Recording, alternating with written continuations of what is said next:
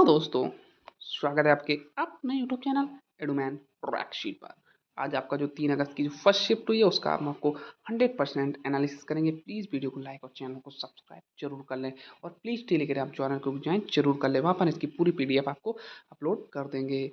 आपका जो क्वेश्चन पूछा गया था कि वर्षा की बूंदों का गोलाकार होना किस भौतिक घटना के कारण होता है। ऑप्शन थे ए श्यानता, बी वायुमंडलीय दाब, सी पृष्ठ तनाव और डी ऑप्शन था आपका केशिका, जिसमें आपका जो करेक्ट आंसर था ऑप्शन नंबर सी पृष्ठ तनाव यानी कि सरफेस टेंशन इसका एकदम करेक्ट आंसर था। ऑप्शन नंबर सी इसका एकदम करेक्ट आंसर था। ये आपके आगे आने वाले चैप्टरों में पूछा जा सकता है कि पृष्ठ तनाव के कारण द्रव की बूंदें अपने ही सतही क्षेत्रफल को न्यूनतम करने का प्रयास करती हैं। चूंकि दिए गए आयतन के लिए गोले का पृष्ठीय क्षेत्रफल सबसे कम होता है, इसलिए जो बूंदें होती हैं वे गोलाकार हो जाती हैं।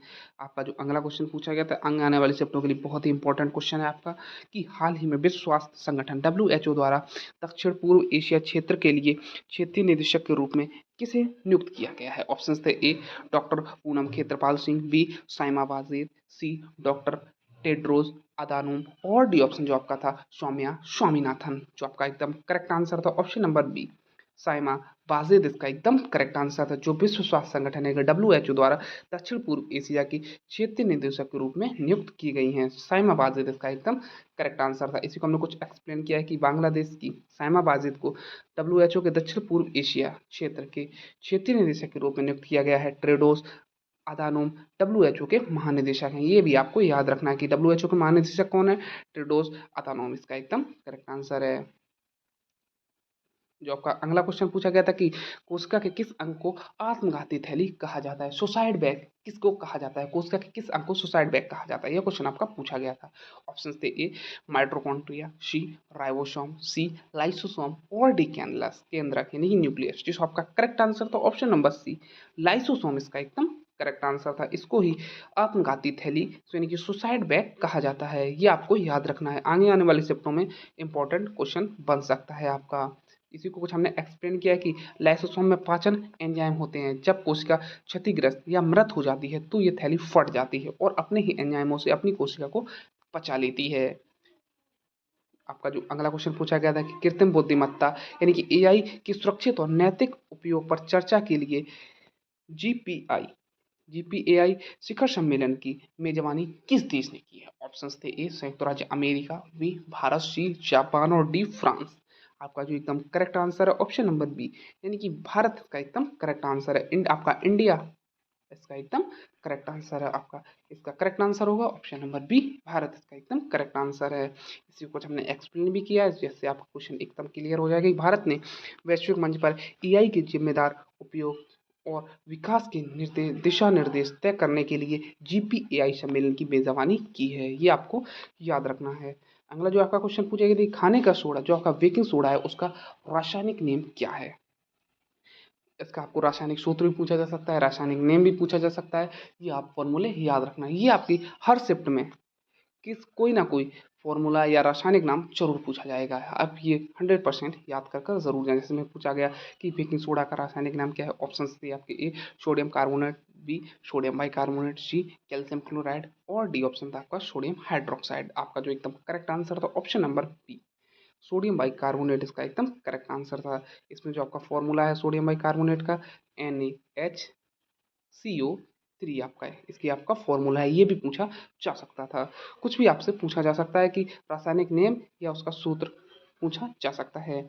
आपके जिसको हमने कुछ एक्सप्लेन भी किया कि इसे सोडियम हाइड्रोजन कार्बोनेट भी कहते हैं। इसका उपयोग भोजन को फुलाने और पेट की अम्लता को दूर करने के लिए एंटासिड के रूप में किया जाता है। इसका उपयोग एंटासिड के रूप में किया जा सकता है। ये भी आपसे पूछा जा सकता है कि एंटासिड का उपयोग किसके रूप में किया जाता है। ये भी आपको पूछा जा सकता है कि एंटासिड का उपयोग किसके लिए किया जाता है। तो आपका करेक्ट आंसर जो होगा आपका सोडियम बाइकार्बोनेट। जो आपका अगला क्वेश्चन है कि 2025-26 के दौरान चर्चा में रहा ल्यूपेक्स मिशन किस खगोलीय पिंड की खोज के लिए भारत और जापान का संयुक्त मिशन है। ऑप्शन थे ए मंगल, बी सूर्य, सी चंद्रमा और डी शुक्र। जो आपका करेक्ट जो आंसर था ऑप्शन नंबर सी चंद्रमा के दक्षिणी ध्रुव का एकदम करेक्ट आंसर होगा। इसी को जब हमने एक्सप्लेन भी किया कि ल्यूपेक्स मिशन इसरो और जापान की जाक्सा का संयुक्त मिशन है। इसका उद्देश्य चंद्रमा के अंधेरे वाले क्षेत्रों में ध्रुवों में पानी की उपलब्धता और गुणवत्ता की जांच करना है। आपका जो अगला क्वेश्चन है कि स्पष्ट प्रतिध्वनि को सुनने के लिए परावर्तक सतह और श्रोता के बीच की न्यूनतम दूरी कितनी होनी चाहिए?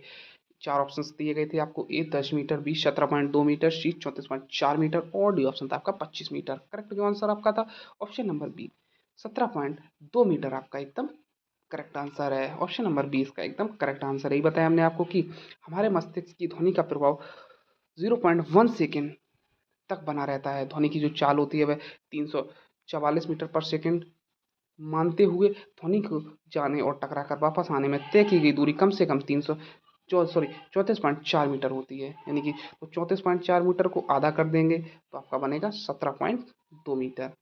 ये आपका बनेगा 17.2 मीटर। ये आपका करेक्ट आंसर होगा। आपका जो अगला क्वेश्चन पूछा गया था कि भारत ने किस वर्ष तक खुद का 6G नेटवर्क लॉन्च करने का विजन डॉक्यूमेंट पेश किया है? ऑप्शन है ए 2026, बी 2030, सी 2035 और डी 2040।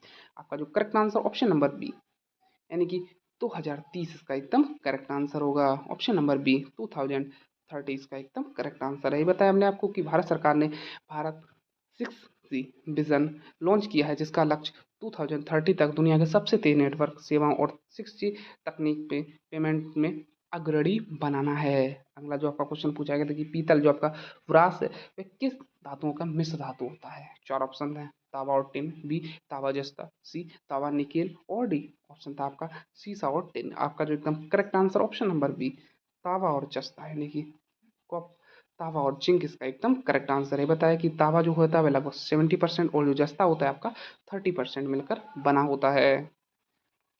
अगला जो क्वेश्चन है निम्नलिखित में से कौन सा बल पेसिडो फोर्स या आभासी बल का उदाहरण है? ऑप्शन हैं ए गुरुत्वाकर्षण बल, बी घर्षण बल, सी आपका अपकेंद्रीय बल और डी चुंबकीय बल। आपका जो एकदम correct answer option number C अपकेंद्रीय बल यानी सेंट्रीफ्यूगल फोर्स इसका एकदम करेक्ट आंसर है। यही बताया हमने आपको कि अपकेंद्रीय बल एक आभासी बल होता है जो वृत्तीय गति में केंद्र की ओर कार्य करता है। हुआ प्रतीत होता है जैसे कि वॉशिंग मशीन के ड्रायर में कपड़ों से पानी निकालना या क्रीम सेपरेटर। आपका जो अगला क्वेश्चन पूछा गया था कि लार में कौन सा एंजाइम पाया जाता है जो स्टार्च को शर्करा में तोड़ता है? ऑप्शन थे ए पैक्सिन, बी ट्रिप्सिन, सी टाइलिन या एमाइलेज और डी ऑप्शन था आपका लाइपेज। जो आपका करेक्ट आंसर होगा ऑप्शन नंबर सी टाइलिन या एमाइलेज इसका एकदम करेक्ट आंसर है। ये बताया हमने कि लार ग्रंथियों से निकलने वाला एमाइलेज एंजाइम जटिल कार्बोहाइड्रेट जो स्टार्च को सरल शर्करा यानी कि मोल्टोज में तोड़कर पाचन की शुरुआत मुख से ही कर देता है। अगला जो आपका क्वेश्चन पूछेगा कि चंद्रयान 3 के रोवर का नाम क्या है जिसने चंद्रमा की सतह पर खनिज खोजे? ऑप्शन है ए विक्रम, बी प्रज्ञान, सी ध्रुव और डी आकाश। आपका जो correct answer option number B Pragyan इसका एकदम करेक्ट आंसर होगा। आपका ऑप्शन नंबर बी इसका एकदम करेक्ट आंसर। ये बताया कि चंद्रयान 3 के लैंडर का नाम विक्रम था जबकि उसके भीतर से निकलने वाले 6 पहियों का नाम 6 पहिए वाले रोवर का नाम ही प्रज्ञान था। यह भी आपसे पूछा जा सकता है आगे आने वाली शिफ्टों के लिए। बहुत ही इंपॉर्टेंट आपकी वीडियो होने वाली है। ये बताया हमने आपको क्वेश्चन है आपका कि आधुनिक आवास सारणी में हैलोजन किस समूह में रखा गया है? हैलोजन को किस समूह में रखा गया? ऑप्शन है समूह 1, बी समूह 2, सी समूह 17 और डी समूह 18। आपका जो करेक्ट आंसर होगा ऑप्शन नंबर सी समूह 17 में रखा गया है। हैलोजन तत्वों को समूह 17 में रखा गया है। इसी को बताया कि फ्लोरीन, क्लोरीन, ब्रोमीन, आयोडीन जैसे तत्वों को समूह 17 में रखा गया है। ये बहुत ही अधिक क्रियाशील धातुएं और धातुओं के साथ मिलकर लवण यानी कि साल्ट बनाती हैं। अगला जो आपका क्वेश्चन है कि सोने के गहनों की सफाई के दौरान उनका वजन कम हो जाता है क्योंकि वे किस ध्रुव में खुल जाते हैं? ये आपको पूछा गया है कि ये किस ध्रुव किस में खुल जाते हैं। ये आपको भी याद रखना है कि सोने के जो गहने होते हैं सोने चांदी या किसी भी द्रव में खुलते नहीं है। इसके लिए विशेष विशेष द्रव बनाया जाता है। ऑप्शंस आपको दिए गए थे सामने सल्फ्यूरिक अम्ल, बी अम्लराज, जो आपका एक्वारेजिया, बी चूने का पानी और डी ऑप्शन जो आपका था सिरका। जो आपका करेक्ट आंसर होगा ऑप्शन नंबर बी यानी कि एक्वारेजिया इसका एकदम करेक्ट आंसर होगा। ये एक्वारेजिया ही है जिसमें सोने के गहने घुल जाते हैं। सोने के गहने, चांदी, प्लेटिनम जो आपको अधिक क्रियाशील जो धातु है जो किसी से क्रिया नहीं करती, जो किसी से अपक्रिया नहीं करती, वह इसी में खुल जाती है। यानी अम्लराज जो आपको बनता है ये एक्वारेजिया HCl और HNO3 जो आपका HCl हाइड्रोक्लोरिक अम्ल है इसके 3:1 में बनता है। यानी कि HCl और HNO3 के 3:1 में बनता है और यह सोने की ऊपरी परत को खोल देता है जिससे गहनों की चमक आ जाती है लेकिन उनके वास्तविक भार में कमी आ जाती है। ये आपको याद रखना है। ये भी पूछा जा सकता है जो एक्वारेजिया है वह किस अनुपात में बनता है? जो HCl का आपका 3 और आपका जो HNO3 है वह 1 3:1 में बनता है। ये आपको याद भी रखना होगा, आगे आने वाली शिफ्टों में पूछा जा सकता है। क्वेश्चन है आपके कि हाल ही में वायुसेना में शामिल किए गए पहले स्वदेशी लड़ाकू हेलीकॉप्टर का नाम क्या है। ऑप्शन है ए तेजस, बी प्रचंड, सी ध्रुव और डी रुद्रा। करेक्ट जो आंसर ऑप्शन नंबर बी प्रचंड इसका एकदम करेक्ट आंसर होगा। ऑप्शन नंबर बी प्रचंड इसका एकदम करेक्ट आंसर है। ये बताया हमने आपको कि प्रचंड भारत का स्वदेशी multi role light combat helicopter है, जैसे हिंदुस्तान एरोनॉटिक्स लिमिटेड द्वारा विकसित किया गया है। यह ऊंचाई वाले क्षेत्रों जैसे सियाचिन में ऑपरेशन के लिए सक्षम है। अगला जो आपका क्वेश्चन पूछा गया था कि पौधों में वाष्पोत्सर्जन की प्रक्रिया मुख्य रूप से किसके माध्यम से होती है। ऑप्शन है A xylem, B phloem, C stomata और डी जड़। और जिसका आपका correct answer option number C रंध्र, यानी कि स्टोमेटा इसका एकदम करेक्ट आंसर है। ये बताया हमने आपको, इससे आपका क्वेश्चन एकदम क्लियर हो जाएगा कि पत्तियों की सतह पर छोटे छोटे छिद्र होते हैं जिन्हें स्टोमेटा कहते हैं।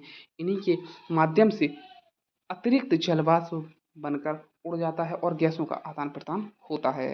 ये आपसे पूछा जा सकता है। जैसे अगला आपका क्वेश्चन पूछा गया है कि शुष्क बुझे हुए चूने का क्लोरीन गैस प्रवाहित करने पर कौन सा पदार्थ बनता है। ऑप्शन है आपके ए बेकिंग सोडा, बी विरंजक चूर्ण, सी थावन सोडा और डी ऑप्शन आपका प्लास्टर ऑफ पेरिस। जिसका आपको correct answer option number B विरंजक चूर्ण इसका एकदम करेक्ट आंसर है। ब्लीचिंग पाउडर इसका एकदम करेक्ट आंसर है। ये बताया हमने आपको कि जब कैल्शियम हाइड्रोक्साइड की अपक्रिया क्लोरीन गैस से कराई जाती है तो कैल्शियम ऑक्सीक्लोराइड प्राप्त होता है, जिसे ब्लीचिंग पाउडर भी कहते हैं।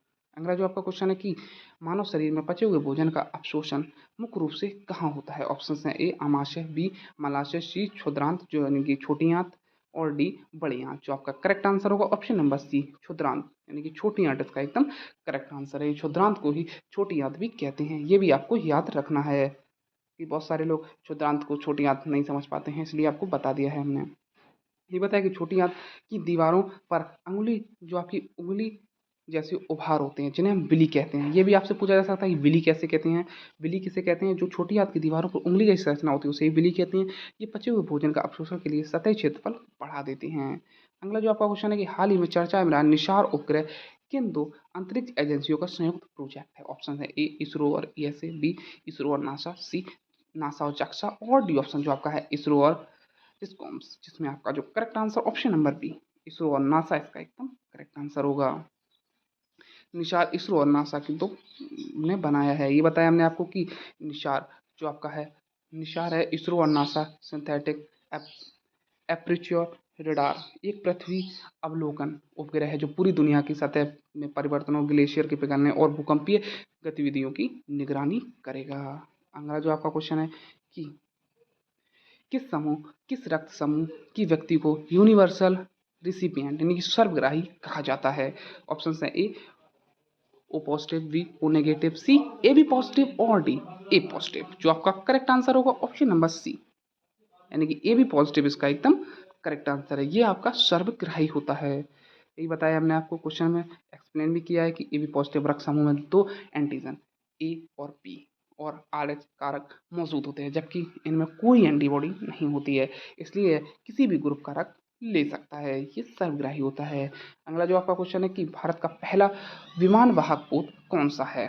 चार ऑप्शन है आपके A INS Vikramaditya, B INS Vikrant, C INS Arihant और डी INS विराट। जो आपका करेक्ट आंसर होगा option number B INS Vikrant इसका एकदम आपका correct answer. Option number B INS Vikrant इसका एकदम करेक्ट आंसर है। ये बताया हमने आपको कि INS विक्रांत भारत का पहला पूरी तरह से स्वदेशी रूप से डिजाइन और निर्मित विमानवाहक पोत है, जिसे कोचीन शिपयार्ड में बनाया गया है। ये भी पूछा जा सकता है कि जो आपका INS विक्रांत है वह किस में बनाया गया, किस शिपयार्ड में बनाया गया। तो आपको याद रखना है कि कोचीन शिपयार्ड में बनाया गया है। लगभग आपके सारे क्वेश्चन कंप्लीट हो चुके हैं जो हमें मिले हैं। जितने क्वेश्चंस मिले हुए हैं उसका हमने आपको 100% एनालिसिस किया। इसके लिए प्लीज़ वीडियो को लाइक और चैनल को सब्सक्राइब जरूर कर लें।